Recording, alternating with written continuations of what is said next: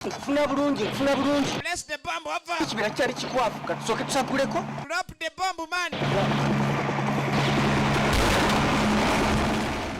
Perhaps you might have encountered this famous footage as a popular meme on the internet. Tiger Mafia.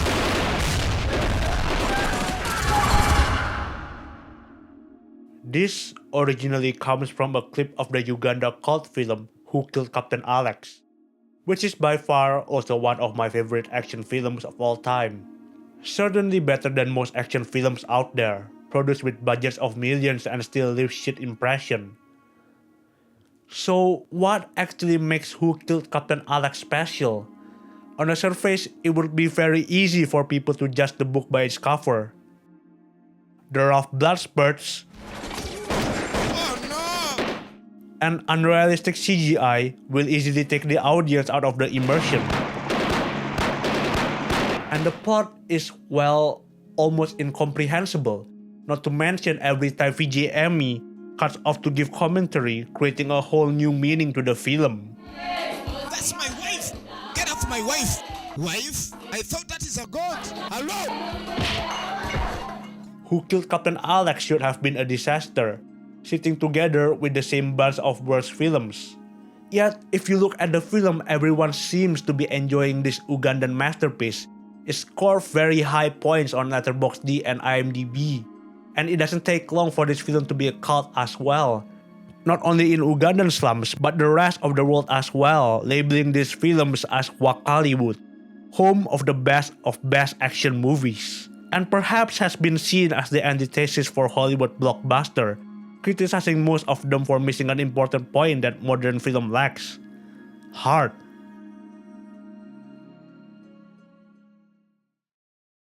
Okay? Action!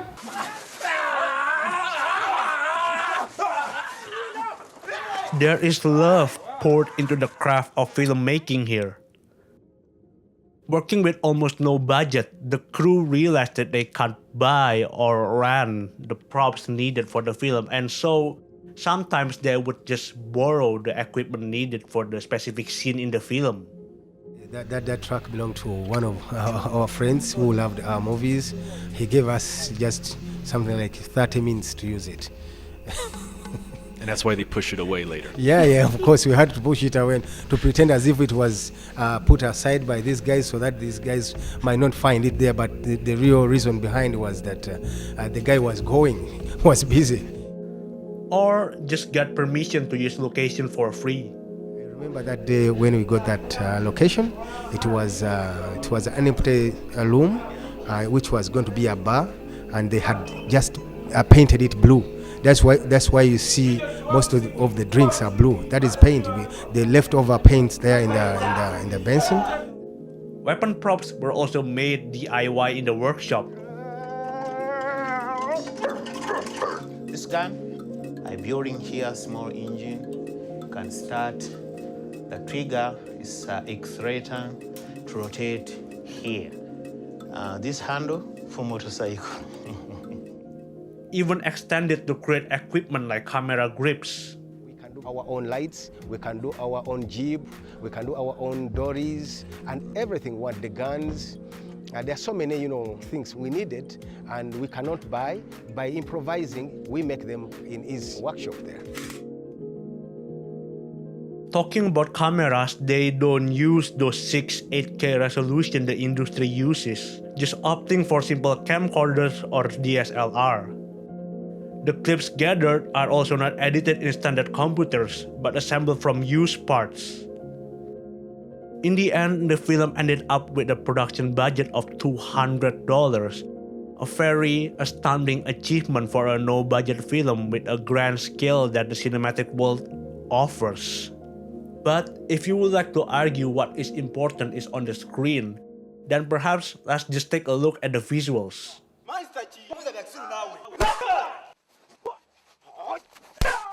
Continuity is an issue here, but look at how its punch and kicks are delivered, copying old-school films where the illusions are presented in frames, crediting all the actors who are very dedicated despite limitation in acting, as they would train for hours every day to give their best performance on camera.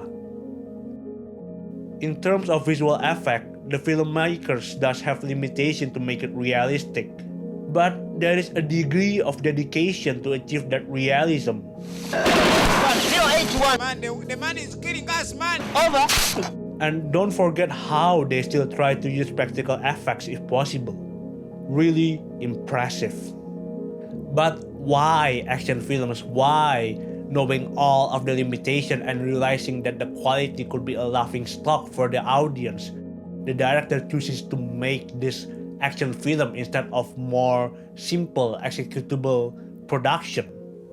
The director, Isaac Godfrey Geoffrey Napwana, was born during the Idi Amin regime, which is considered one of the worst events in Ugandan history. Leaving a deep impact inside him, this film, Who Killed Captain Alex, is inspired by his own true story. But not all of the inspiration comes from his own sad tale. Instead, the hand-to-hand combat is actually inspired by his love for old films.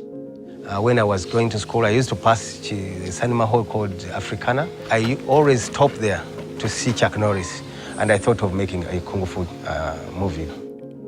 Aided also by his best friend, Charles Bukenya, or known as Ugandan Bruce Lee, Bruce Yu, who also loved Kung Fu films.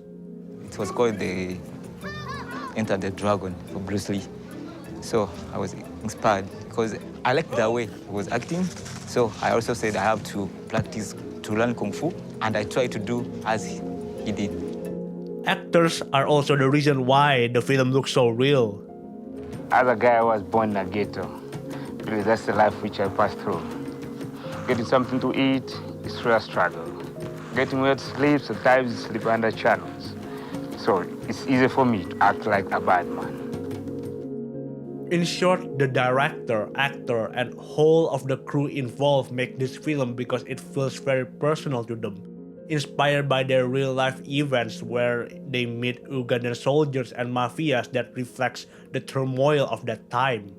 Combined with the love of old-school action and kung fu films, Who Killed Captain Alex distinguishes its identity from other action films that we usually see, most of which are made for commercial purposes.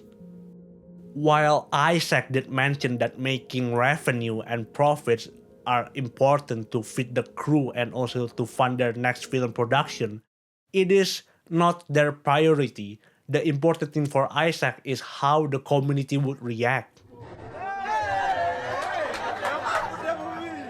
After years only able to pirate famous Hollywood classics like Rambo or the Terminator, Ugandans finally have their own original action film, which is actually good, making their heart race with pride, wanting to be involved in the cultural phenomenon. I tell you, every Ugandan want to act in an action movie. If they hear that you are making action movie, they come themselves. Yeah. And I tell you, those who come, really they come with that art of action. Whether they are teachers, lawyers, or farmers, it is a dream for them to impersonate someone that looks cool, heroic, and badass on screen, even if that means not getting paid at all. Isaac, as the producer, writer, director of the film, gave them a chance to be whatever they want to be and make it more as a collaboration between them. Asking the actor to improvise rather than ordering them what to do. Cut! Perfect. Yeah. Okay, action! The influence even inspired Alan Hoffman is to fly toward Uganda after reportedly watching 90 seconds clip of Who Killed Captain Alex. Now, he is a legend in Uganda and becomes co-producer alongside Isaac, and sometimes also involved in other roles. I think people are coming for the same reason that I'm staying. This reminds people of why they love movies in the first place. Like, I'm not an actor, but you're here for 5 minutes and you want to do it. You want to be a commando. You want to play. Great film is the one that sparks curiosity, not just for the audience but the filmmakers as well. When I told you guys that Isaac was inspired by Chuck Norris, the story was much more interesting than what was on the surface. He was 10 at that time, said Alan Hoffman in an interview with Letterboxd, and wasn't allowed to go into the theater. But his brother, who is older, would sneak into video halls and he would watch all these Chuck Norris movies. His brother would then come back and tell him the story of what he had watched. That's how Isaac grew up with films, by imagining what the image on the screen is. Only later in his 20s he got a chance to watch these films again and was disappointed due to high expectation from his imagination. That is how he dreamt of becoming a filmmaker, to show these people on how to make a film, and the effort that he put is much more rigorous than any other filmmakers in the world. The internet was something new and rare to Uganda at that time. So unlike us where we can self-taught ourselves from watching videos, he started pressing every button on the editing software to figure out all of it, piece by piece. That's only editing. Now he need to figure out sound editing. Since most of the audio library are Western based, it made the sound on his film unauthentic to hear for a film set in the slums of Uganda. He could just use those sounds but decided not to and recorded the audio himself. That is true dedication to put like the old days of filmmaking. And when I say old days, I mean the old days where George Méliès is still at the height of his filmmaking career, where filmmakers just explore the potential of what the medium could be, experimenting with cuts and tricking people with the illusion. Unlike most of us who are exposed to globalization and try to cite author or trending filmmakers, what Isaac does could be compared to the birth of filmmaking.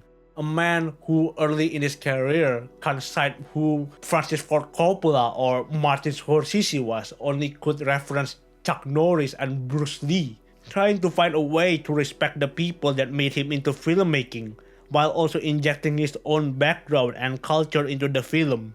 And it pays off, producing something that feels so original, which you will rarely find in the current state of the developed film industry, where box office are prioritized over creativity, making popular, relevant theme content to appease the audience.